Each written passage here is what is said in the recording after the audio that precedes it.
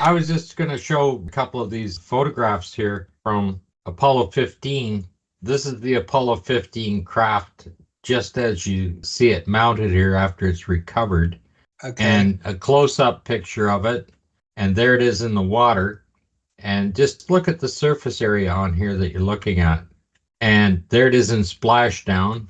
There it is in recovery. And now this is a little different. Now the foil tape is now coming off all over the vehicle here. Here it is there. You can see it falling apart all over the craft. You don't see that in the other pictures. There it is there. All the tape falling off all over the place. And there it is all over the place. How many different vehicles do you think they were using to shoot these photographs? Well, it'd be quite a few because there's a few changes there. And then this one says non-flight only. Non-flight only, yeah. Okay, well, that hasn't been anywhere then, has it? Like that's the model. But when you see all this tape here falling off all over it, and then there, just huge amounts gone. In that shot, you can see it kind of falling off there. In that one, it's off in this one, all over the side where they're coming out. And then we get to this one where they're recovering it on board the ship. There's no tape falling off anywhere. No, it's even a different color. And also one other point to make on the command module, look at the aluminium handles just to the right. Yeah, they're intact. They're intact. And if you look at it even on the descent, when it's coming down on the parachutes, you can still see the aluminium handles. Yeah. Now, aluminium melts at about 600 centigrade. Why aren't they melted? We're told it's 3,000 degrees, the plasma outside. Yes. But they're all still intact. There are 4 of them actually on the craft. Why are they still intact? Here they are here. Yeah, there they are. Aluminium handles, just screwed onto the side of the craft. Makes no sense. Unless it was dropped out of an aircraft, of course, then it would be much simpler. But this vehicle's different than the other vehicles. Completely. Yes. Absolutely different. Gotta wonder if they were taking pictures from other practice runs. Well, it may have been a practice run because look at them all walking quietly out of the helicopter.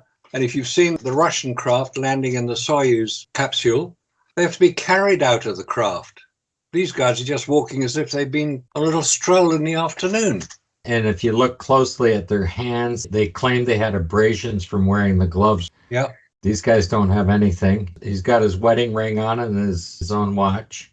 And he hasn't got 8 days of beard on his, and his stubble on his... No, they came right out of the makeup studio for this shot. Not a mark on their suits. They were inside a craft that was covered with dust and moon rocks that they dragged in. Even if they jumped into these suits, just climbing in and out of there, they would have been marred up. These were nice fresh suits that they put on to get out of the aircraft with. Yes, yet another unexplained detail that we've identified, had a look at, asked questions about, and got no answers. Yeah, doesn't look like he got any abrasions wearing a helmet either, did he? No. He's got about 1 or 2 days stubble on him, but that's about it. Look at those hands, not a mark on them. Not a mark on them, and they're told that their gloves were painful to wear because they rubbed, because they're so stiff. They had raw, swollen hands from doing that. But going back to this craft here, how can you have this craft shot there? There's 3 shots of it. And then this craft. Like it's black and white, but it is a different color because the aluminum foil is falling off of it here all over the place. Completely different craft. But it certainly hasn't been exposed to 3,000 degrees Fahrenheit temperature. Well, this doesn't have any heat scorching on it, this one at all. It's just that foil tape that they put over the top of this thing to make it look like a vehicle. Well, it wouldn't if it was dropped out of an aircraft, would it? It wouldn't. And here these guys, wedding ring on. Coming back with a wedding ring on? I doubt it. You're not going to be wearing a wedding ring dealing with those type of circumstances that they were in. They wouldn't have that. Be nice that that they would wear them, but not on a mission like this. You wouldn't want that to interfere with putting your gloves on and off. No, you wouldn't. But you've got to keep the story alive. Their hands are fine. Not a mark anywhere. Wonder if he's even wearing an Omega watch. It's 10 after 4 there, whenever they took this shot. Somebody can look that up and see if that's when the recovery time was. That ring looks rather like the one that Aldrin was wearing, the Masonic ring. Yes, they all had them. Well, there's no harm in being a Mason. See nothing there. Don't see any mark on his hand anywhere on the knuckles. They should have been, even just when they were practicing in the suits. You don't even have to go anywhere. Just put those suits on and walk around and they should be all marked up. Of course they should. Anyway, I just thought I'd bring that up. I was looking at this anomaly of there's chains and everything else in there. It's just an unreal pile of garbage in there. You can zoom in anywhere on this. Yeah. Anywhere on this. I mean, you got, little thing. That's a cord there plugged into something, and that's the shadow of it, right? It looks like an old radio of some kind. You've got these really nice rocks. I've never seen any rocks that have these kind of items running around them. There's a chain down here. Yeah, it's laying right across there. You can see the chain. It runs up and across this way, down over there, goes on down to here.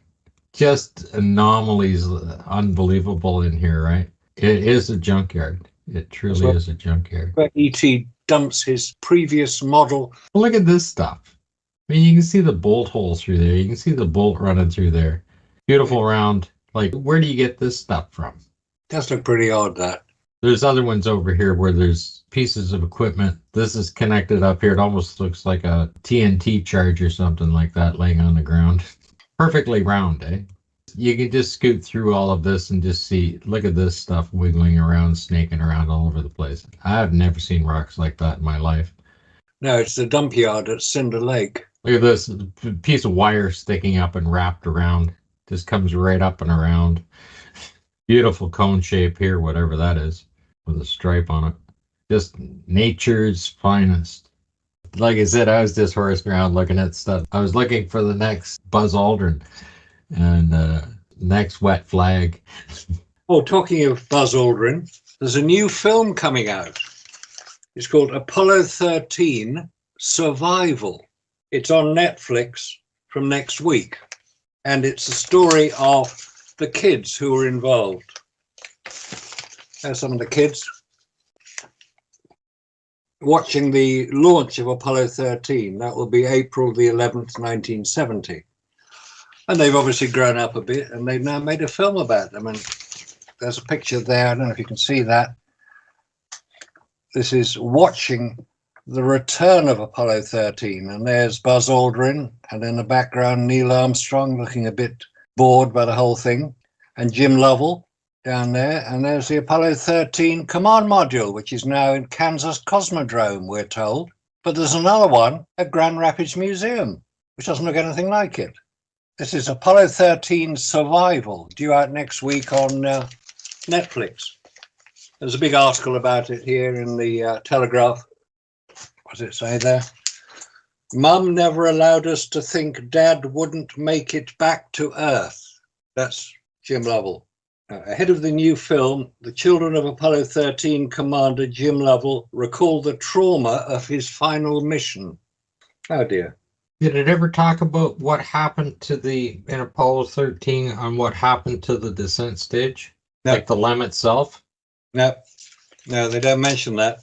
Because one article I read, and it's years ago, when they released it, it fell into the Atlantic Ocean, somewhere off the coast of Africa, I think. And they were concerned that the RTG would start releasing, like their little nuclear generator that they have on the craft, the RTG, to power up the equipment.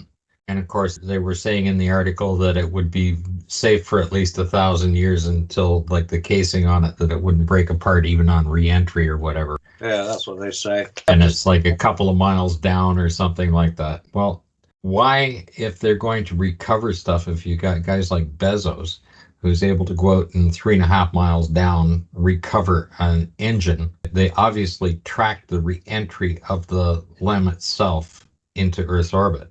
When you look at it, it has no heat shields on it or anything else. It should have just completely evaporated. Should have turned to plasma coming in. It included the RTG, which would have given a radioactive signal when it was burning up. Oh, well, they couldn't allow that to happen because people might get upset about it. No, so they came up with a nice story that it's nicely a couple of miles down in the ocean somewhere. Yeah, nice story, isn't it? Yeah. Yeah. I haven't seen anything about it lately. I'm quite sure our viewers would probably look it up and make comments about it, because there's probably 4 or 5 additional PDF files out there on it. Like, they update them all the time. It's interesting. We're talking about the re-entry of the command module. That's the Apollo 13 command module re-entered. And it looks very similar to the Apollo 15 one you were just showing. And it's also got the aluminium handles on it. This is on Apollo 13. Well, it didn't go anywhere, did it? So it wouldn't burn the aluminium handles off. Well, if anything was going to burn up, it would have been it, because look at the difficulty in their guidance system on reentry. They'd be probably, if it ever happened, it would have been the highest temperatures recorded. Yeah, it was going very fast. Extraordinary stories they make up, and they expect us to believe it. Well, the problem is they don't even have heat shields to withstand that temperature yet. They keep failing. Yeah, that's why they keep postponing Artemis and its return, because they can't ensure the safe return of the astronauts. They don't know if the capsule will get back through the atmosphere without burning up.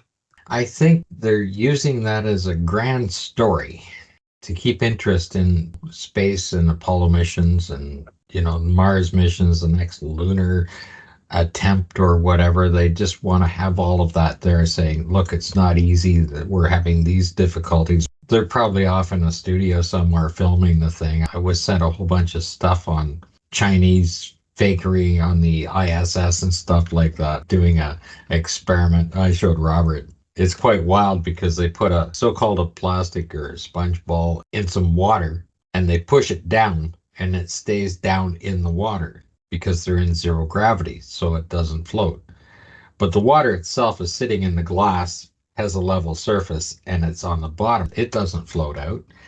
If you're in zero gravity, the water should float out of the container. No, it's there. They push it down, and then the guy showed they use a little straw and they push it down and all of the air comes out of the straw, out of the sponge, and it comes down, and then it shows some stuff floating around in the water that floats to the surface while the ball stays down there. But the water itself is sitting in the glass on the table. They're doing magic tricks for kids is what they're doing. Yeah, that's it. Magic tricks. Shows are good. I'm also reading up more about the SR-71. This is written by one of the people who were instructors with the program. SR-71 Delivered, The Inside Story by Richard Graham, SR-71 Pilot, Squadron Commander, and 7th Strategic Reconnaissance Wing Commander. Interesting book, because one of the things they do when they train, they're shown what effect flying at 80,000 feet has. Now, 80,000 feet is about 15 miles, i.e. not very far up relative to space. And they have a little glass with water in it, and they're in their acclimatization chamber, and they reduce the pressure to what it would be at 80,000 feet. Guess what? The glass of water boils. Exactly, because it'll boil at 70,000. Yeah. That's where water starts to boil, at 70,000 feet. And they make the point that above 26,000 feet, which is lower than the summit of Everest, if you're exposed for any length of time without additional oxygen, you will die. That's why it's called the death zone above 26,000 feet. Now, 26,000 feet is only 5 miles up, not very high. That's why they wear pressure suits in the SR-71. So if the pressure is too low, because they're inside a pressurized cabin, but if that pressure gets released for whatever reason, they can instantly pressurize their suit to ensure they don't get their blood boiling. So what happens in space? Well, there again, you're in an aircraft, and within a few minutes, you could be at that much lower level. Your body is not acclimatized to it at all. Even if they had a differential of 10 or 12,000 feet with the loss of pressure inside the craft, they're going to become confused. They could be throwing up in their helmets. They could be doing anything else. They have to have that pressure. You can't do it in that short of a profile. That's why when you're climbing Everest and stuff like that, they stop and their body becomes acclimatized to it. Yeah, it does. But when we go to Apollo, they went from sea level, because they're at Cape Kennedy, they're right at sea level, to 5 psi within a couple of minutes. No acclimatization. They didn't practice that.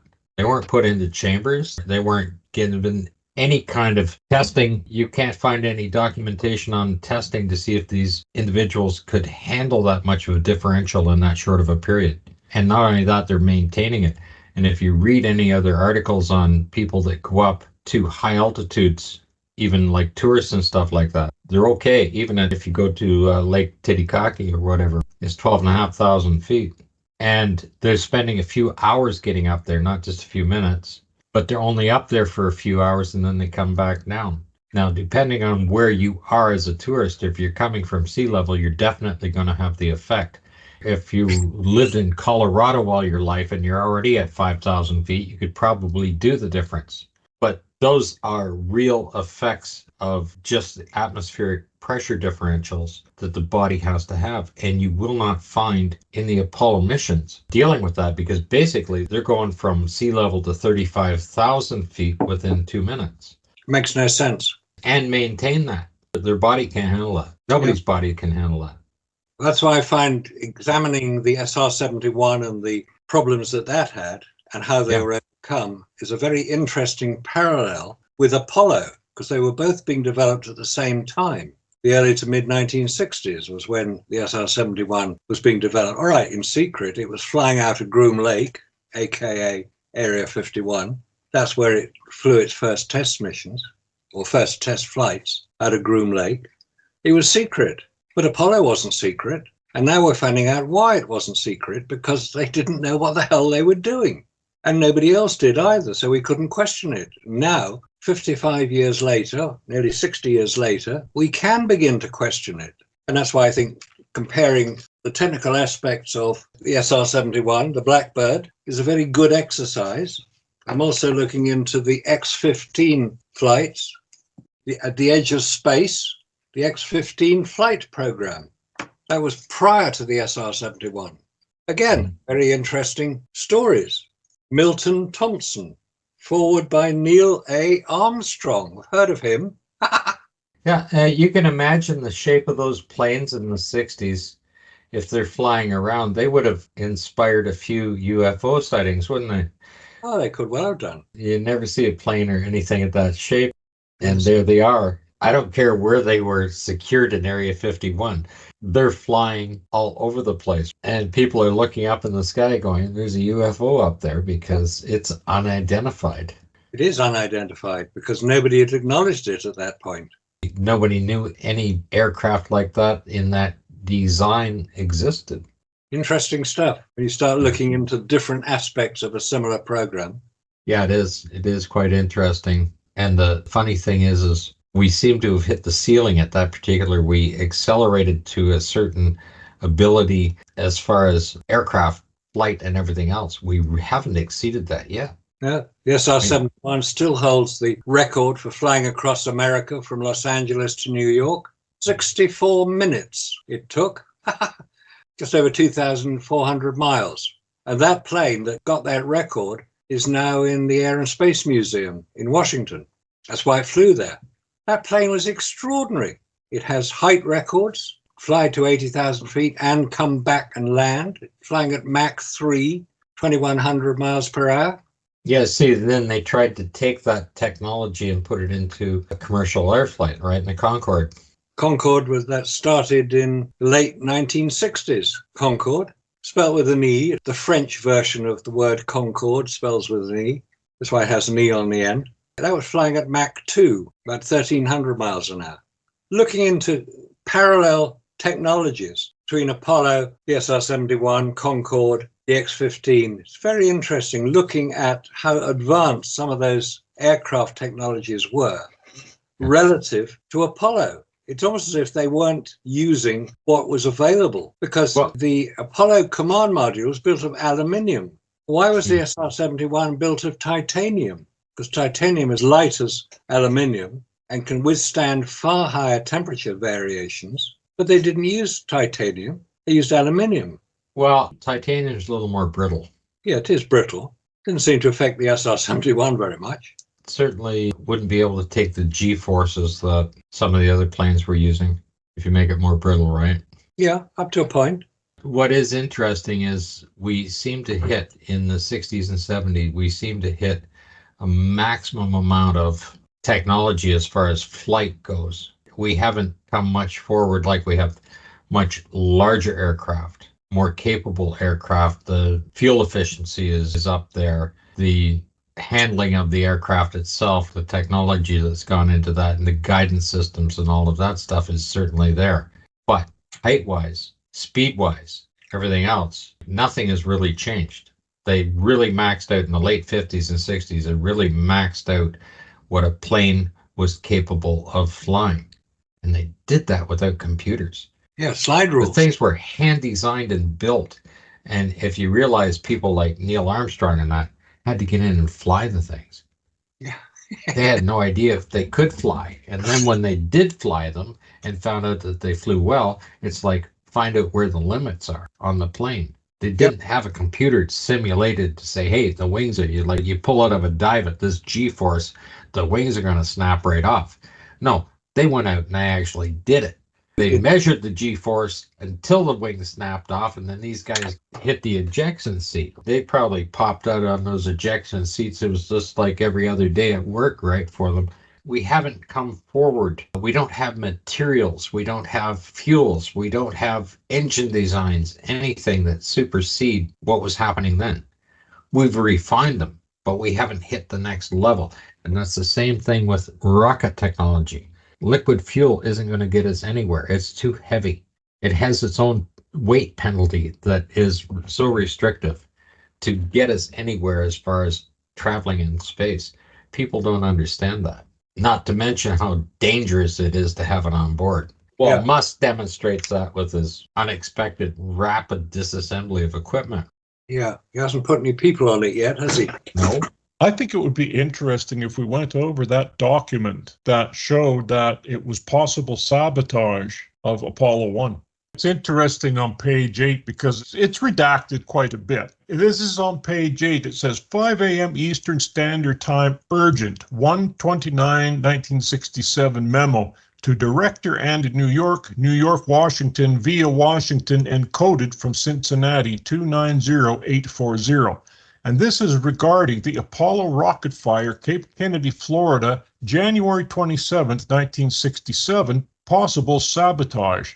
It says, redacted, Student University of Dayton, Ohio, telephone number area code redacted, advised he made a collect call to parents, redacted, Scarsdale, New York, telephone number area code redacted, about 4 p.m. January 28th last. Call interrupted by conversation between two men.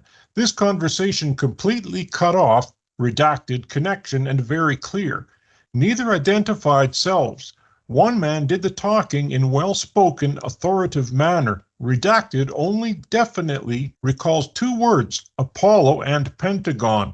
Gist of conversation that great detail of evidence has been gathered indicating that Apollo rocket fire was not an accident but an act of enemy sabotage. Redacted, not sure of Pentagon, but impressed that call was from or to Pentagon or relating to discussion at Pentagon. No accents or other indications, location of men. No further definite recollection by redacted. Conversation lasted 1 minute or less, and when concluded, redacted were contacted again. No telephone operators involved. Night telephone repairman advises no way to trace but is electronic mishap. Information being furnished New York and Bureau of any acted deemed necessary by Bureau. No further action by Cincinnati. That's a teletype. Let's go on to page 13. This is interesting because in the first paragraph it says, to Director from Cleveland, unsub, information regarding death of 3 astronauts, Apollo spacecraft at Cape Kennedy, Florida, January 27, 67, sabotage. Redacted security officer, NASA Cleveland, Ohio, telephoned advised this office at 4:30 p.m. instant date that a telephone call was received at NASA Cleveland just prior to calling this office from one redacted who stated he redacted Ohio telephone. Basically, it's the same as what we read before. But This is interesting. It says, reported that approximately 1 month ago, unlikely came into his redacted, and while there was mentioned he worked for a company that constructs and supplies NASA with parts for the space capsule, and that 3 astronauts would be killed in a fire. Further, advised he would furnish above information to NASA, Washington, D.C., this date. unable to be identified from Cleveland indicates no further action being taken by Cleveland UACB. And if you notice that on this document, the people that have read it have stamped the date that they read it on and signed it. And it is an FBI document because their stamp is right up at the top of that page, and it's initialed. Yeah, and page 14, it has all of the people that it was sent to. Yeah, it On the does. top right-hand side. Mr. Sullivan ticked off. Yeah, well, he'd received his copy. Yeah. Of course, this does rather tie in with what Scott Grissom, who's a 747 airline pilot, so he knows about these sort of things. He was able to examine the actual capsule. He got access to it, and he made the comment that he considered it was sabotage. What gets me is Cleveland, Ohio keeps popping up all over the time. What's the connection you read there? Well, they're talking about Cleveland, Ohio, Cleveland, Ohio. Yeah, it was the special agent in charge was from Cleveland and telephonically instructed to blank. But yeah, so again, Cleveland, Ohio. Yeah, but what office was in Cleveland, Ohio for NASA?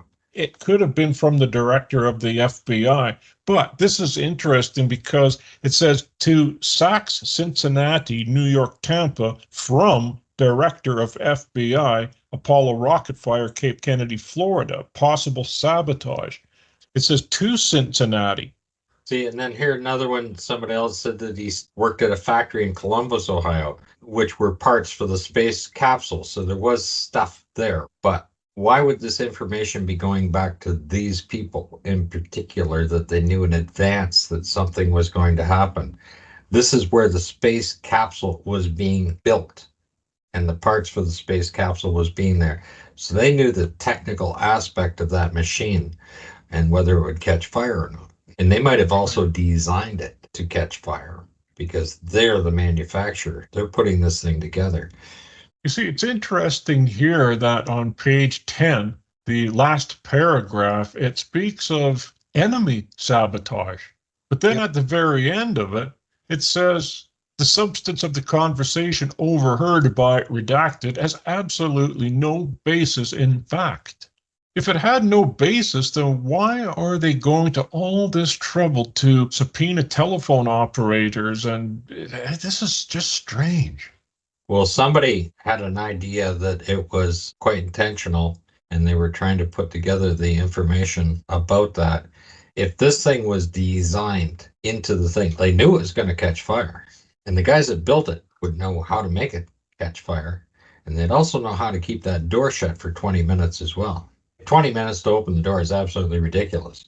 And the other thing is why was it up on top of the first stage of a rocket that it wasn't designed for? What was it doing parked up on top of it? It was on top of an old Gemini SB-1 engine design, 200-foot main stage on there. It was not an Apollo first stage that it was sitting up on, and it doesn't belong on either.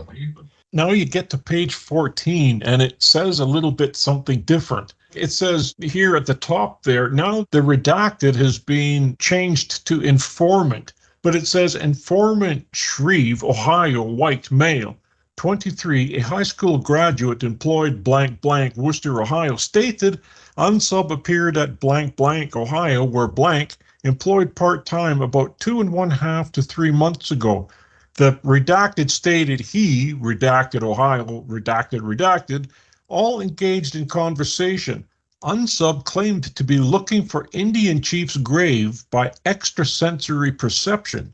Stated that Unsub, in course of conversation, stated he worked at a factory in Columbus, Ohio, again Columbus, Ohio, which manufactures parts for the space capsule. It says, Unsub, by using divining rods in presence of redacted, stated that he had determined that 3 astronauts would die in future in end page 1. Carries on the next page. He's saying this guy could predict the future and he's using divining rods. Determined that President Johnson could be assassinated in the future. I've seen people use divining rods to find water and get water. But I've never seen him predict the future, whether a president would be assassinated. Just interesting that this one student who actually did have some credibility, because he was the one who telephoned, and he did it before it happened. The telephone company representative advised no way to determine identity of the call overheard. Now, this is on page 19. Now, what it says here is that call interrupted and redacted heard crosstalk between two men concerning Apollo and the Pentagon. The gist of the conversation was that evidence had been gathered that Apollo fire was not an accident but active enemy sabotage. This redacted was of impression that the call was to or from the Pentagon. This conversation lasted 1 minute or less, after which redacted conversation with his parents was resumed. The telephone company representative advised no way to determine identity of the call overheard. So that's interesting. Interesting.